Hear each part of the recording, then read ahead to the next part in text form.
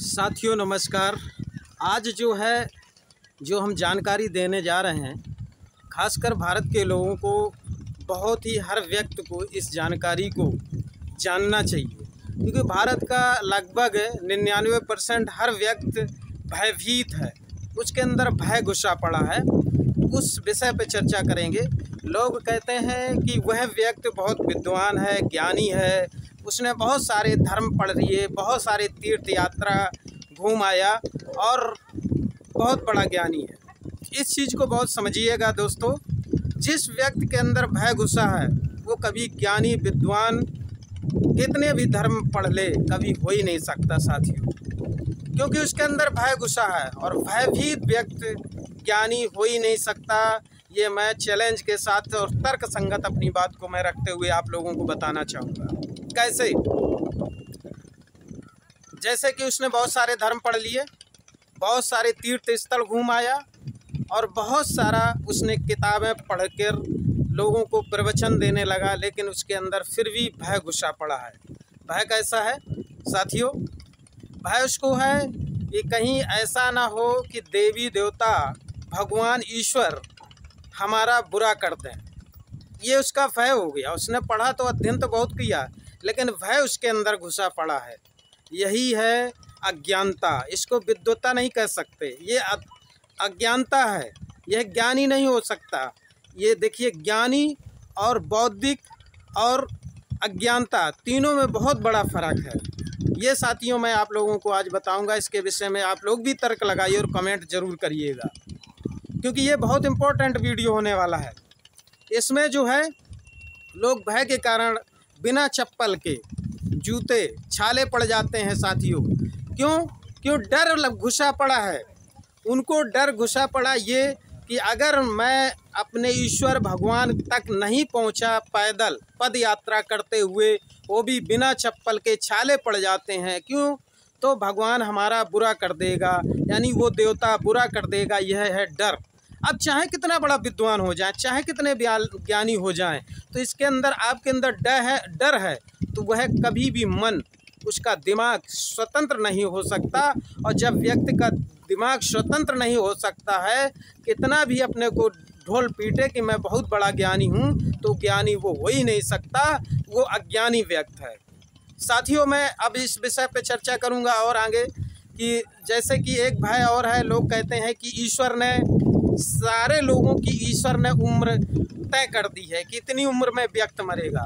फिर भैया ये करवा चौथ जो महिलाएं भारत में मनाती हैं, तो ये करवा चौथ किस लिए मनाती हैं भाई? उम्र तो तय कर दी ईश्वर ने, भगवान ने तय कर दी कि नहीं, ये तो क्लियर हो गया है कि इतनी उम्र होनी है, तो फिर उम्र किस बात की बढ़ाती हैं ये करवा पे? फिर और एक चीज़ आप लोगों को बता दें, ये पढ़े लिखे लोगों की जो अब इनको धर्म के ठेकेदार कहते हैं कि मैं धार्मिक हूँ बहुत। एक बिल्ली है, रास्ता काट जाती है, वो अपना काम कर रही है और लोग लौट आते हैं, किसी की परीक्षा जा रहा है दिल्ली देने या कहीं अन्य जगह जा रहा है बाहर कहीं भी, तो बिल्ली रास्ता काट गई, उसके अंदर भय घुस गया। अब उसके अंदर भय क्या घुस गया? उसके अंदर भय घुस गया कि बिल्ली अपना काम कर रही है, लेकिन तुम्हारे अंदर भय घुस गया और तुम कहोगे हम बहुत बड़े पढ़े लिखे हैं। हाँ, हो सकता है कि जो आपको जानकारी है कि महाभारत में बहुत सारी मुझे नहीं जानकारी हो सकती है, रामायण में बहुत सारी मुझे जानकारी लेकिन इससे आप ये नहीं सिद्ध कर सकते हो कि आप विद्वान हो गए। ये नहीं सिद्ध करते हो। विद्वान वो व्यक्ति होता है जो बौद्धिक होता है, तार्किक होता है, तर्क संगत होता है, स्वतंत्र होता है, डर नहीं होता। वह व्यक्ति बौद्धिक माना जाता है, वह ओरिजिनल पढ़ा लिखा है। और नहीं तो वह व्यक्ति अज्ञानी है, जो व्यक्ति के अंदर भय घुसा पड़ा है, और वो बेकार का भय। कुत्ते ने कान फड़फड़ा दिए, उन्होंने कहा नहीं यार अशुभ हो गया। नेवले ने रास्ता काट दी, उन्होंने कहा अशुभ हो गया।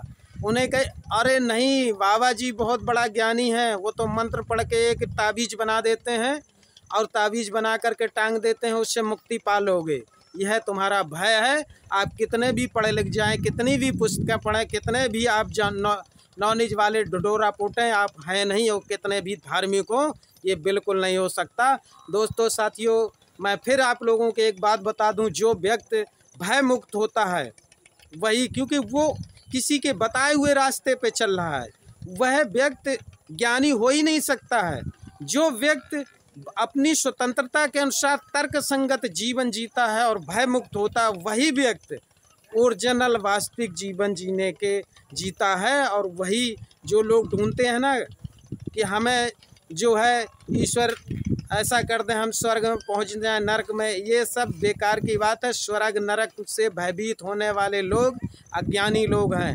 यहीं पर स्वर्ग नरक है। अगर आपके अंदर डर नहीं तो स्वर्ग यहीं है। आप स्वतंत्र हो, आप स्वतंत्र हो ही नहीं सकते अगर आपके अंदर डर घुसा पड़ा है, क्योंकि आप 1% भी स्वतंत्र नहीं हो, क्योंकि आपको स्वर्ग नरक का भय पड़ा है, इसलिए आप लोग स्वतंत्र नहीं हो सकते हो। इसलिए दोस्तों, मैं आप लोगों को, साथियों, ये बताता हूँ कि आप जब बुद्धिज्म को पढ़ेंगे, बुद्ध तो आपके अंदर भय मुक्त हो जाएगा।